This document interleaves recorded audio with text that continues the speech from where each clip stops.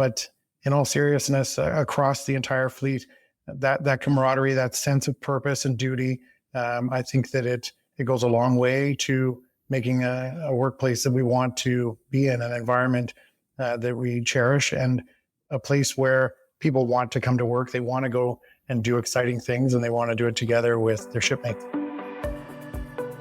How can a set of skills lead you down the path to success? That's what we're setting out to answer on the EdUp Canada podcast. I'm your host, Michael Sangster. Join me as we unpack how leaders around the world have taken training and skills and turned that into a lasting career. Now let's learn together.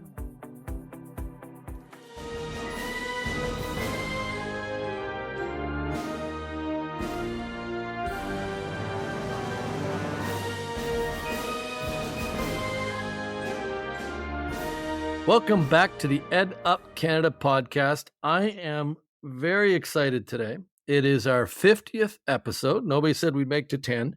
It's our 50th episode today, but that's not why I'm excited. I'm excited because we're starting a new series of interviews that's going to lead up to a special thing that's happening this summer. I am joined today by Commander Jeff Anderson of the HMCS St. John's, a Royal Canadian Navy frigate that I had the pleasure of being out with, out on the ocean, the Atlantic Ocean in the winter, in massive 1 meter swells, which we'll chuckle about in a minute because we couldn't have had better weather last week.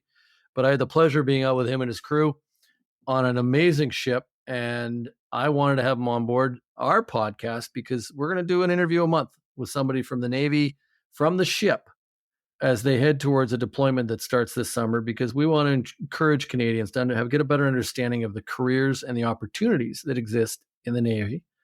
And we'll talk about a new program they've got that's also quite successful. With that, welcome, Commander Anderson. Well, thanks so much. And to start off with, congratulations on your 50th podcast here. And great pleasure to be on board, as well as to have you out at sea with us last week. Always looking for great opportunities to show off the ship and also showcase our Navy and what we're out there doing in the business. I have to say, I was really very impressed with this Canadian Leaders at Sea program. We had free reign of the boat, except for one room, I believe, which I think it was explained to me that you're not even really allowed to wander into a special communications room, that it's fairly limited who gets in that room, isn't it? Yeah, I think I'm on the access list, but I don't go on too often. But it was free access. We were in the mess hit. We were in every cafeteria, but we were like, if I wanted to walk up to the bridge at 4 a.m, that was completely fine, wasn't it? It was, yeah. And, I wanted to provide the opportunity for you to engage with as many sailors as you could and hear some of their stories. And I hope you found that they're very interested and passionate about what they're doing. And they like to talk about how great their jobs are and what the ship is. And because in so many ways, the Navy isn't just a transactional job, it's a lifestyle, it's a career. I think a lot of our sailors really enjoy what they're doing. So I wanted you to have that experience, to get out, talk to everybody, to see what they're doing, and get a good understanding of what life at sea is like for a bunch of our different trades and positions. You guys can't see us today, but I got a little badge in my hand here. We were given a patch. They gave us a few, but there was one that we wore in the middle of our chest, which I think they called the idiot badge, which was a bit of a warning to everybody in the crew. Not a warning about talking, but I guess if something were to happen, this is someone who has no clue what they're doing, right? Right. Well, one of the things that we definitely want to do is make sure we take care of all of our visitors if anything were to come up. So that does help identify them, but it might have also helped identify them to, maybe reach out and tell you what's going on. So I don't know that we call the badge what you just did, but yeah, certainly a way to identify our visitors and VIPs. That may have been what we called it, but we did enjoy it. It was incredible. Everywhere we went, people would stop and explain what was going on. And I never once in the entire time we were on board got a feeling that we were in the way or that nobody didn't want us there to help sell the Navy, to help tell the story. Yeah, I'm really glad to hear that. And you were out back and forth. We were talking about it. You're doing trials on the ship, getting ready to go out on a deployment. And maybe you can chat a little bit about that deployment. But you were in and out of the harbor quite a few times. I will admit, we tried to wave you over. We enjoyed a meal afterwards. Henry Devlin and myself from Summit 2 Education may have gone into Bicycle Thief, and you rolled on by. We waved, but you didn't stop. Oh, I'm sorry about that. I would have waved back. I do like going down by the waterfront as close as we can to make sure to wave to people and then let people see what the ship is up to a bit. But glad to see that you saw us going by. it's a lot of in and outs right now with in and out of the harbor as we're getting, like you said, some trials done, getting the ship ready, working up both our technical readiness as well as our personal readiness to make sure that we're ready as a team to go and deploy this summer. So when are you heading out and where are you going? Can you say? Well, I could tell you, and I will. Yeah, we're going to be heading out this summer in July, and we're going to be going and working with NATO, which has been an ongoing contribution for quite some number of years now through Operation Reassurance.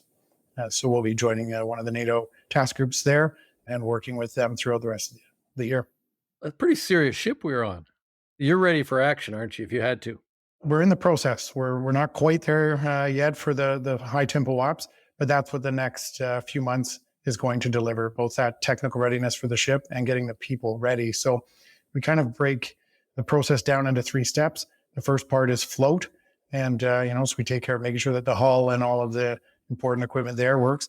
Then we get on to moving the ship. So the engines and all the equipment that gets us where we need to go. And now we're working on phase 3, which is the fight part. So the float, move, fight, we work our way through that, both for the ship in terms of the hull and everything, and then in terms of the crew to make sure that we're ready to work as a team. Let's talk about jobs on board, the kind of careers that are available in the Navy, because that's what this series that we're going to do is all about, that we're starting today. One of the things I was shocked with was the number of people who had multiple jobs and they weren't necessarily the same thing. A scuba diver that was a firefighter. Right. An armament individual who was also doing firefighting, because we got to meet all the crews and watch what they do. You don't have one job, do you? No. And, to your point about the firefighter, I mean, you unfortunately can't call the fire brigade down to lend a hand when you're out at sea. So every sailor has to know about first aid, and every sailor needs to know about basic firefighting skills. Obviously, some are more experienced or more specialized than others, but everybody needs to know how to, take some initial action if there's a flood or to help do any of the other tasks on board the ship. So yeah, everyone has their specialty, their trade, but then all of us have other duties that help us make the ship actually function in both in routine operations or in emergencies. It's interesting. I learned something I wouldn't have thought about, but the firefighters talking about the minimal amount of water needed to put a fire out, because water inside the hull is not a good thing. Yeah, exactly. Something that somebody maybe fighting a structure fire. I don't know much about that. So to be honest, if what I'm saying is wrong and a firefighter happens to hear this podcast, please, send me a note, correct me. But generally speaking, you put more water on the fire to put it out. Yeah, within a ship, especially if you get a lot of water up high, you change the stability. So you do have to be very conscious of how much water you're adding inside the hull. 23 years in the Navy, you didn't spend a lot of time learning about firefighting on land? Wasn't a real requirement for you? No, has not come up. My brother-in-law is a firefighter. So I suppose if I was really interested, I could have given him a call to find out. Maybe I'll follow up with him after this. But yeah. One of the things that we're working on is finding training opportunities for the kind of roles that in our colleges. We got over 550 colleges across Canada. And it was nice. We were joined by the Nova Scotia Community Colleges, which is another level of public post-secondary education. We were all thinking about things we could do to help support the Navy in their recruitment roles. So what are the kind of roles that you really are short, you're really looking for as a Navy? So one of our trades that's in the most demand right now is the marine technicians. On board, they operate, troubleshoot, and advise command on the propulsion plant, as well as power generation and distribution. Trades that would be similar in the civilian world would be a welder, an electrician, a plumber, or a heavy-duty mechanic. The second trade that I'll speak to, which is Navy specific, is the sonar operator trade. They compile and analyze acoustic intelligence information. They're normally employed on board ships, but also in submarines as well as ashore. And they not only operate and listen to our passive sonars, which are hydrophones, almost like underwater. Well, they are underwater microphones. They also analyze all of the acoustic data that comes in from the ship, as well as analyze our own self noise to understand how we are in the underwater battlefield. That's an interesting one. I used to be in the aerospace business, so I'm familiar with those sonar operator roles, but also owning a restaurant, I'm familiar with cooks. And that is a challenge everywhere. But what I was left with in my conversations, and we ate well on board, we ate a lot. Drank a lot of chocolate milk too, which was interesting, which I've learned is a Navy thing, but I'll have you talk about that. But I could see some cooks young in their career. This would be a great launching pad to go do some things and learn some things. I would completely agree with that because, like you said, you're not just doing the one job. So it gives you a chance to be involved in the thing you're passionate about, cooking, and then being involved in the galley.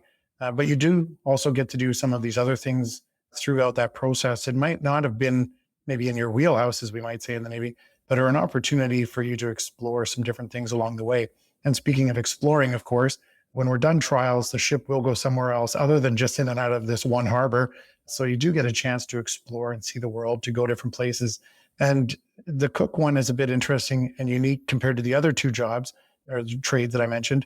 Those two trades, are, very core Navy, MARTEC and sonar operator. But the cook, we call them a purple trade because they can do Army, Navy, or Air Force. So there's even some more employment opportunities that allow you to maybe work ashore in a large kitchen there, or to work on a ship in a galley, or to be at an Army base. There's a little bit more opportunity there to find something that maybe fits what you're particularly interested in. I understand the Navy's actually had some luck in the last couple of years increasing the recruitment. They're actually gaining a little bit of ground, aren't they? Yes.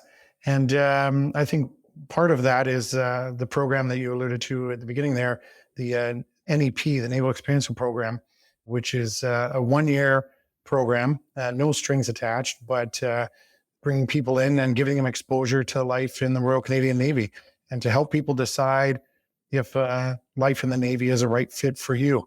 There's a streamlined enrollment process followed by an 8-week basic military training, which will count if you stay in and continue your service. And then you do 4 weeks of naval training and join the fleet. And we try and expose these NEPs to all types of opportunity, kind of like yourself, bringing them out to sea and just seeing what life at sea is like, because not everyone has the opportunity to really try out the job that they might be interested in and get that exposure to the Navy. I can't think of a neater experience early in your 20s to go out with the Navy for a year and gain these kind of handheld, these tangible skills, lifelong skills, leadership skills, different things. But I understand it's somewhere in the 80% are actually staying in the Navy. They go through the program. I'm not 100% sure on the numbers, to be honest. We make numbers up on this podcast because nobody's listening or checking, so it works out. Well, I heard it was 100%, but we've had the opportunity to interact with a lot of the NEP sailors, and we hear a lot of positive experiences. Even some who've said, okay, I'm going to do this other thing, or maybe they find their way to a different role. They're still taking that experience back, and they're telling folks about it. And I think that has a really positive, provide some opportunities as well for the Navy that way. I've had some friends who've been cadets and still lead cadet groups and reservists. And I got to tell you, having now gone through this, I've spent a lot of time with the Army over the years through a friend, General Hillier. But 30 years ago, I think I would have signed up. There was a real environment on that ship that was unique, and I could see it being a fantastic career. It has been for you, right? Oh, it has been, yeah. The camaraderie in the Navy is outstanding. And, right now, I think what you saw the taste of it on St. John's, which of course is the best ship in the Navy. We recently won the Admiral's Cup for efficiency, leadership, and morale. But in all seriousness, across the entire fleet, that camaraderie, that sense of purpose and duty, I think that it goes a long way to making a workplace that we want to be in, an environment that we cherish, and a place where people want to come to work. They want to go and do exciting things, and they want to do it together with their shipmates. What I was struck with, and let me embarrass you for a moment, but you clearly are a leader of sailors.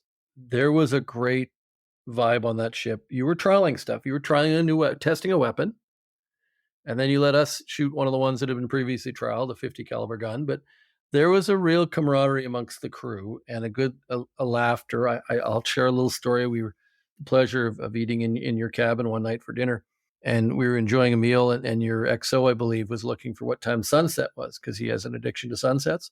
And you called up to the bridge to find out what time the sunset was, and they answered back 1803, Captain.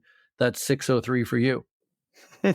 And I think it was nice to see that you're captaining a group of that many individuals running around the ocean, but there was still a sense of humor amongst them. But then we went into a man overboard trial, and everybody got very focused, very quick, and you were clearly in charge of what was going on.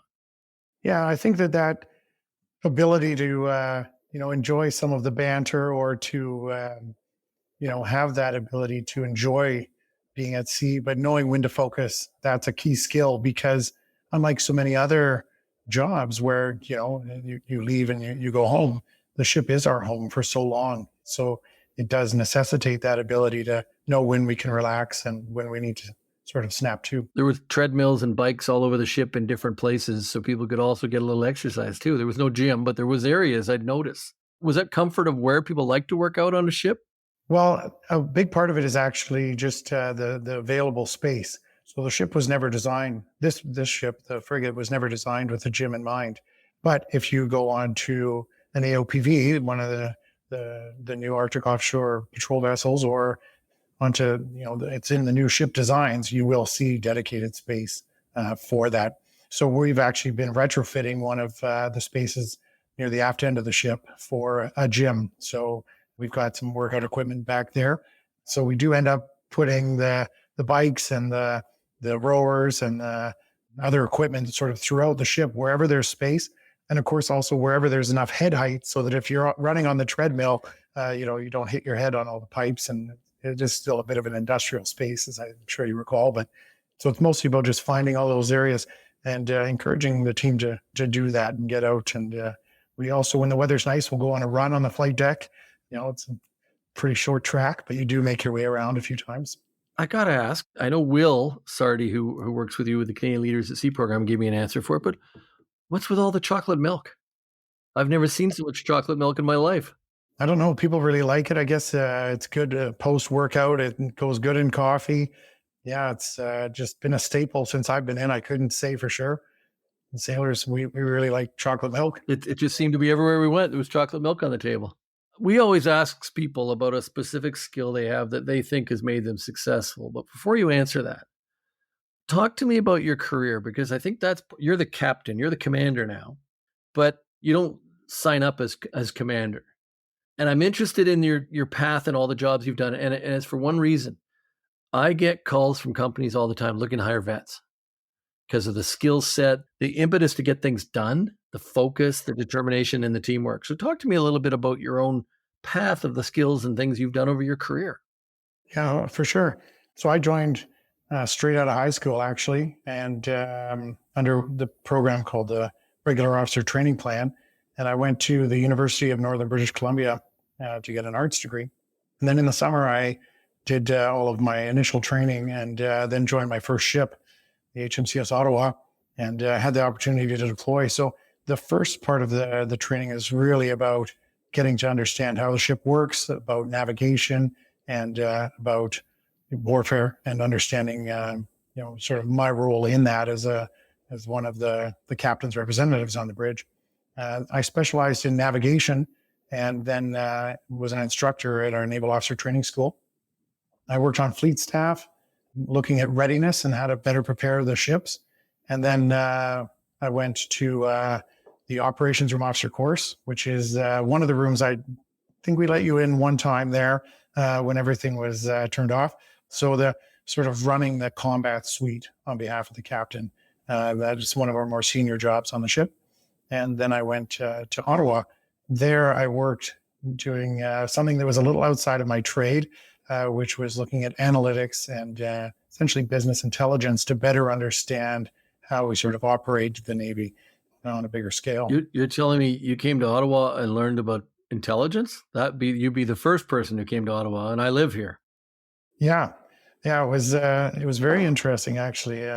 Some of the work we were doing, getting analytics and more sort of evidence-based decision-making into the hands of people who were at the more tactical level. So talk to me about a skill that you think has made, you don't just get to be a commander in the Royal Canadian Navy. What's a skill that you believe you've developed or you innately had? I always tell people I can go in any room and talk to people. I'm comfortable, and it's made part of the reason I've been successful in some ways. Tell me about something of your own that you think has made you successful, and whether or not you had to develop it or you had it. Okay, I don't know if I would call it a skill per se, maybe a trait, but I'll boil it down to maybe two things. One is sort of an insatiable curiosity. I've always been very, very curious, and I think it's been nurtured or maybe enabled by everyone from my parents right up through to allow that sort of curiosity and to be exploring and be interested. And the second one which I would say would be a very good trait for anybody who wants to be in the Navy, is a willingness to try. And that might be a willingness to try new things. It might be a willingness to try hard at the task you're given. It might be a willingness to have some initiative and try something new or outside the box. So I think that those two things coupled together set me up for a career where, on the one hand, things are very routine. The shipboard life is very regimented. I'm sure you heard the pipes. We have dinner at this exact time. Everyone knows exactly where to go for this duty station and things like that. And then at the same time, it's sort of this sense of adventure where new things come up every day that we need to deal with and manage and rely on our training. So I think that curiosity of how and why we do things gave me a desire to understand the depth of knowledge that's important as a leader, and that willingness to try and that sense of going out and doing things and seizing opportunities. That enabled me to actually capitalize on all those opportunities that I was earning along the way. Those are the kind of skills employers are looking for, aren't they? And the Navy they always build it into you, don't they? They do. They do. And giving people that sense of confidence, that sense of discipline, and self-reliance, the ability to trust yourself and to be a valued member of the team. I think all those things really coalesce together in order to make a good shipmate and to make a valuable member of the team. I'm not asking for me, but what's the oldest recruit you've seen come into the system? Oh, I'm 4 years away from, I think someone said you could take a recruit up to 60 years old, which I found shocking. Yeah, I think you wouldn't have very long to serve if you joined that late. I'm not sure. I do think I saw something recently on one of the Instagram reels there when someone was in their early 50s who joined up. I'm 56. I was walking around the ship thinking I could do it. And I'm not as good a shape I used to be, but I felt like I could actually do some of the roles. Yeah, and that would probably bring some interesting perspectives and different life experiences that would be valuable to the team. I'm just not great at taking direction. Well, that could be a small problem. There'd be, I assume, a fairly large problem in the Navy.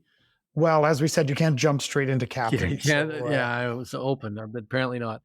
We did some interesting things, but one of the things I noticed on board was a moment. We did a man overboard test before we started. And I believe that was a celebration or it led to someone getting to take command of the bridge for a little while because it was the first time he had led through that. Am I correct? Yeah, the person overboard drill is one of the checks we do with our officers of the watch to make sure that in an emergency they can get through those steps. Our goal is to have a person in our boat to recover them within 5 minutes. And that was the last check on his list. So I gave him his watch that day. So he had charge of the ship on my behalf and got on with the rest of the program. So it was, I think he was a little surprised too. He wasn't maybe aware of how close I thought he was. So it's always a nice moment to be able to recognize somebody and give them those opportunities. Well, we were in the middle of it all and I enjoyed it because you didn't see, you announced that he's getting the watch, which obviously this was something we all noticed in the room. And we're jammed into this bridge and you turn around to walk away and come over and talk to us and the high fives that were going on behind you and the light, he didn't know because the smile on his face, he lit up and then turned around and went back to work. Yeah. It's a huge milestone in the career of a naval warfare officer, that taking charge. And I'm really glad to hear that the team was excited for him as well. There was so many special little moments. We were sitting around with I was sitting with two of the chefs at one point, and one of them was a little guarded. And then the walls came down, he started telling stories and it was quite fun. And he was talking about a famous chef they'd had on board that joined in the galley and was cooking for a while, and something went off, an alarm went off, and they dropped everything. And food can wait. And there was so many little stories that you would never understand. And I was just struck that this is a fantastic career for someone at any point in their life. But there's a lot of young people that should be taking a look at the Royal Canadian Navy and looking at the opportunities it leads you to. Training that you've received. I've looked at your resume again, preparing for today, and you've received training along the way as well, haven't you? Yeah, that's right. So all of these trades have training along the way to continue to build your skills, to continue to provide leadership opportunities, promotion, advancement.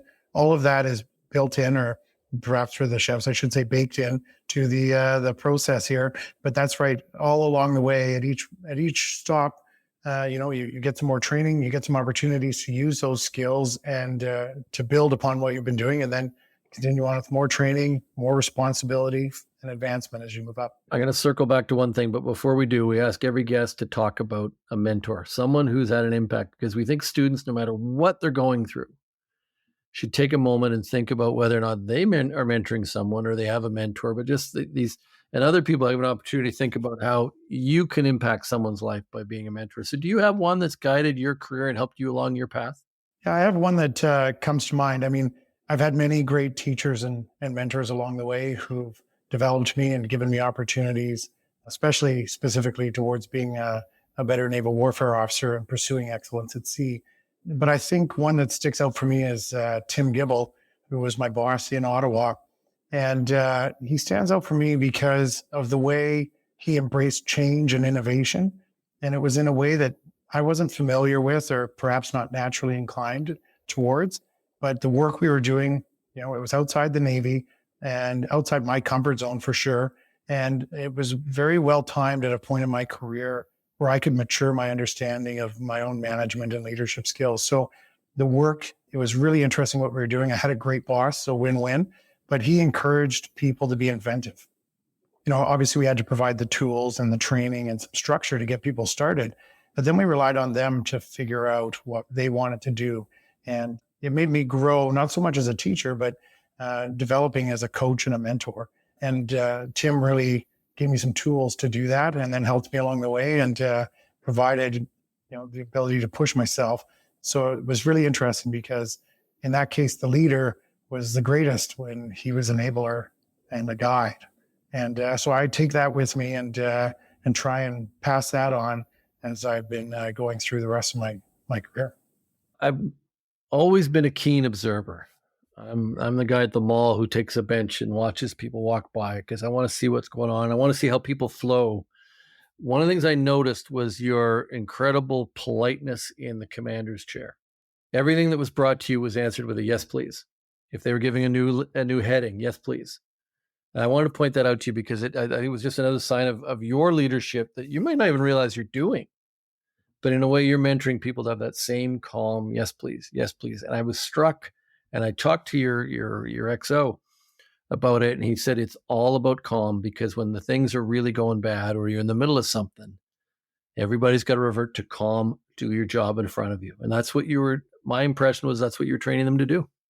Well, I appreciate that. And I do wish I could take credit for it, but there's two replies that almost every captain or officer of the watch uses in the Navy. Really? And that's either very good when they get a report or yes, please. But I do believe that it is rooted in exactly what you just said about being calm, about, obviously there's times for urgency, and you can probably get a sense that for me when that's the case, but, to be the calm, focused person, that is important, especially when you're fighting anarchy. Well, I assume, as you say that now, it makes sense. Normal language, consistent language is important, so they know exactly what they get. There's no question of what they heard. That's right. Yeah, because the breakdown of communication when there's so many things on the go, clear communication is vital. I don't think it's just on the bridge. It could be anywhere. I mean, no matter what you're discussing, if you have the same lingo, the same jargon, I think the Navy's probably worse for it than some other jobs, perhaps. We have our own special terminology bank just to keep track of all the lingo we use. But that ability to clearly communicate with your teammates is vital. I'm going to be releasing a story alongside today's episode, so you'll see a lot more video and photos that I've been holding back from on board the ship, including me somewhat successfully shooting a 50 caliber gun. And I can tell you the funny story of hitting the Halifax airport with the shell in my bag, which didn't go over very well. I forgot that we threw it in my briefcase. So that was apparently the largest shell they've ever seen at the Halifax airport, which is good. Fortunately, when the alarm went off, I remembered right away when I was able to tell them what it was and where it looked, but I lost that. But I want you, before we leave, to just circle back for 1 minute, because I think it's important, because you are recruiting and it's a big thing. And like many sectors, we're seeing a lot of people moving towards retirement. Talk to me again and our listeners about that program for people to come in for a year, because I think it's so crucial, and we'll make sure we put the link to it in the below this podcast. But talk a little bit more about that program, or again. Yeah, for sure. The Naval Experience Program, it's a 1-year program, and it's to give you the exposure to life in the Royal Canadian Navy and help you decide if life in the Navy is the right fit for you.